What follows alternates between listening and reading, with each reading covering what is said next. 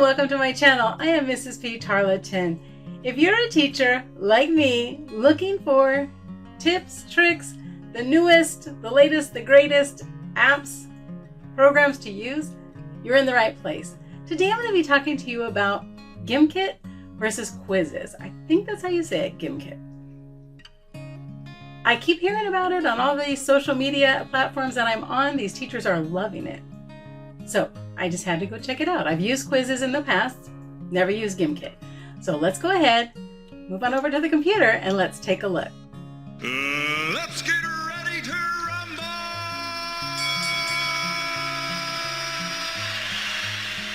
So the first thing I went to do is go log in and create an account on Gimkit.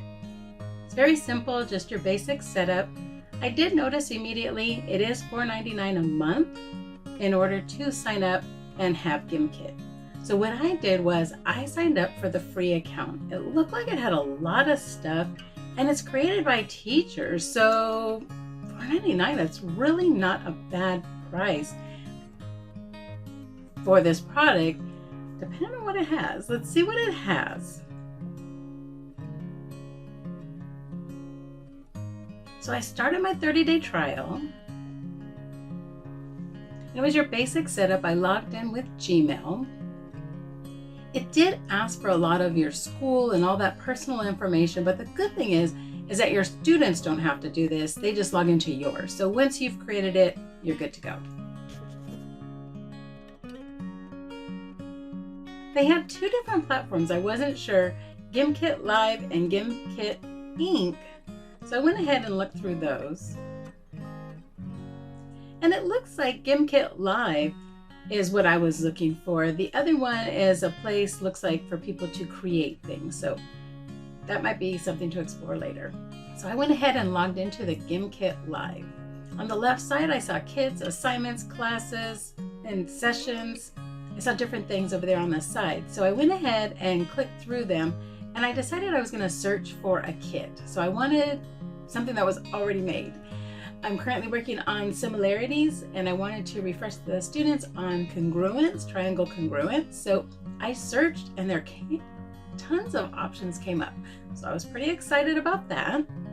Once I clicked on one, I was able to easily see on the side what those questions were going to look like within that assignment.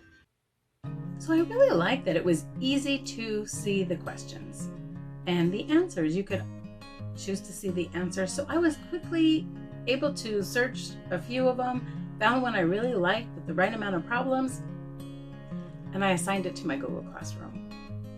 If you want to play live, you can play live. I chose to assign it as homework for my students because this is a review for them. So that's what I did. You can directly assign it through Google Classroom, or you can get a link and actually just copy the link and put it over in your Google Classroom. So that's what I chose to do. I didn't create any classes on here or anything like that. Quickly, just created a link, very easy, and I posted it on my Google Classroom.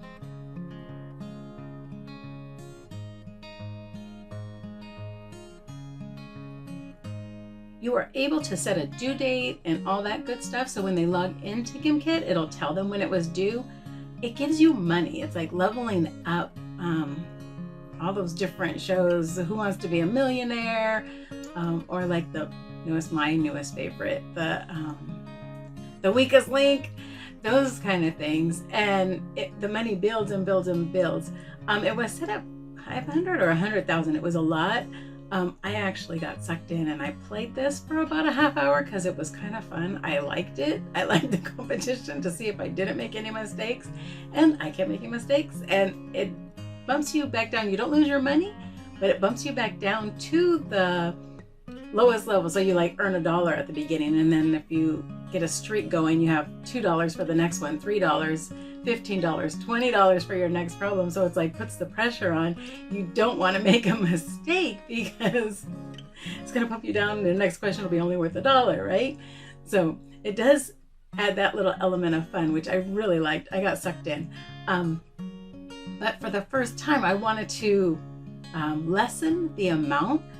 I didn't want it to be so daunting for my students, just in case they struggled with it. So I wasn't sure. And after I had created the lesson and set up the money and I played, I was able to see that, well, you know, I'm gonna put it much lower. So I went into Gimkit and I was able to change all the amounts for that assignment, and it would actually update it automatically. Then when I went back to my Google Classroom and I clicked the link again, it put me that only $500 was due, and I started them with a $250 little pot. So I go in and I create the assignment. I put all the dates and everything. When you go in and create the assignment, it actually gives you the option to share it to Google Classroom, to email it, to do all these things. Or you can do what I did, just copy the link and then go paste it in your Google Classroom or whatever learning management system that you use. So I wanted to check it out, and I went into preview and it gave me a little screen what it's going to look like on the student end, and I was actually able to go through the problems and check them out. It was fun. It was engaging for me. I played for a really long time, longer than I expected to play.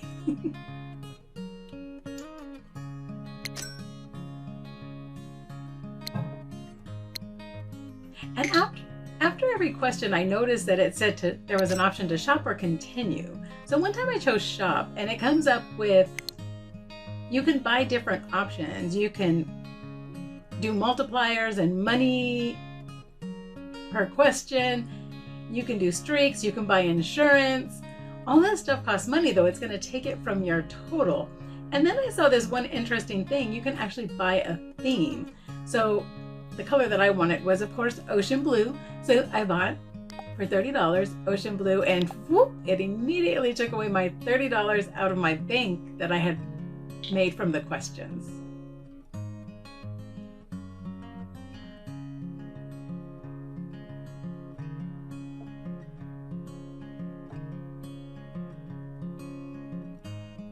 I also went into remote community to see what that was all about. It wasn't something that I felt that I could use right now. You can do it through Zoom, but I just was testing this out. This is my first time. I may get there though. I may dive into that further the next time. So when students click on the link in your learning management system, it takes them in and it just tells them to put their name and then to join, and it gives them this full screen experience and shows them all these features, and they can go ahead and get started. As you can see, I had lots of fun playing this, building my money. Across the top, you can see the money that you get for that one question. And as you build your streak and the longer you play, the more that question is worth. So the more you want to be really, really careful not to mess that one up. So it really encouraged me to start paying attention. When I got those streaks going, I was like, oh, be careful. Read those symbols a little closer. Make sure you're really paying attention, not just glancing at them. And like I said earlier, when you go back into the assignment, you can make edits, you can make changes, which I really, really liked, and it automatically updates in your learning management system. You don't have to recopy links. You don't have to do any of that. So that was a great feature. And you didn't need to save anything. It just automatically saved it. And when I click on the link in my Google Classroom, I was so pleasantly surprised that it had updated. Everything was updated. Great. That was so wonderful. It was like, oh, that was easy. So if you make a mistake assigning it, you're like, oh, I should have brought down the points. Or like me, I'm a high school teacher. If it's the first class doesn't do really well and they're not getting anywhere near the $100,000, you can drop those points for the next class, right? So it makes it easy to adjust. So I was thoroughly impressed with Gimkit. Now, for $5, even if my school doesn't pay for it, I'm thinking that's a really fair price if it works. I haven't tested it in my classroom yet, but I'm really excited. I've already assigned something for them to do on Tuesday, and I can let you know what they're going to be doing, like how they respond. So the next one I wanted to go to, I wanted to give it a fair shot because I know Quizizz from a year ago, or maybe a year and a half ago.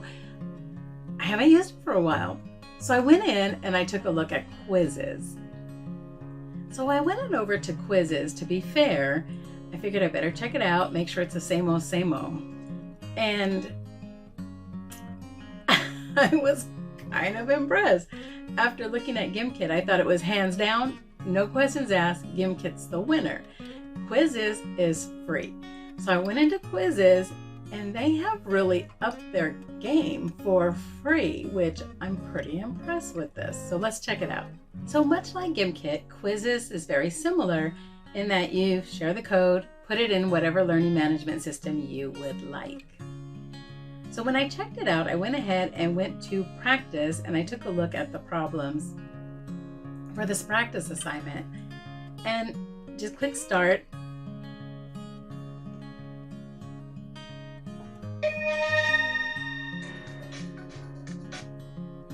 So you press start and you get started. It gives you a nice little countdown timer. It has some cute little music in the background, and it gives you the questions. And at first it was like, yeah, this is Quizizz, this is how it is.